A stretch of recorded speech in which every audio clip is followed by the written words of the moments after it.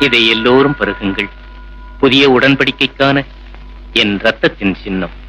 இது பாவ மன்னிப்புக்காக உங்களுக்காகவும் பலருக்காகவும் சிந்தப்படும். இதை என் ஞாபகமாக செய்யுங்கள். அன்பு மக்களே, இன்னும் சில காலம் மட்டுமே உங்களோடு நான் இருப்பேன். ஒருவருக்கொருவர் அன்பு செலுத்துங்கள். நீங்கள் மனம் கலங்க வேண்டாம். உங்களுக்குரிய இடங்களை சித்தமாக்குவதற்கே நான் முன் செல்கிறேன். என்னை காண்பவர் என் தந்தையை காண்பர்.